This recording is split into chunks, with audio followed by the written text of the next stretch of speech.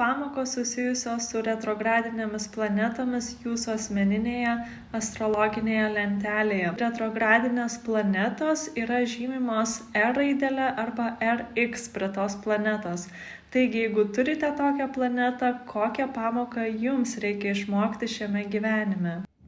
Jei retrogradinis yra Merkurijus, reikia mokytis komunikacijos, labiau apgalvotos ir aiškios. Jei Venera – ryšių kūrimo su daugiau meilės ir rūpestingumo.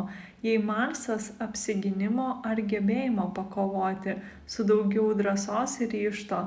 Retrogradiniam Jupiteriui skirtos tiesos ir tikėjimo paieškos, su daugiau nuoširdumo ir atvirumo. Jei tai Saturnas – įsipareigojimo, su daugiau disciplinos ir nuoseklumo. Jei Uranas – laisvės, nepamirštant sąžiningumo, teisybės ir geranoriškumo. Jei Neptūnas – pasiaukojimo, su daugiau empatijos ir supratimo. Na, o jei retrogradinis yra Plutonas – transformacijos, sugebėjimo nusikratyti daugiau nereikalingų dalykų ir dvasinio apsivalymų. Taip, žinau, padariau klaidą paskutinėme žodyje, atsiprašau.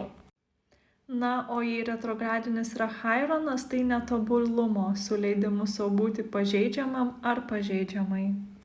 Karminis mazgas Rahu ir karminis mazgas Ketu nesiskaito, prie jų būna R arba RX ženklas, bet karminiai mazgai yra retrogradiniai beveik pas visus žmones. Be to, tai ne planetos, o matematiniai taškai, todėl jų nereikėtų skaičiuoti prie retrogradinių planetų.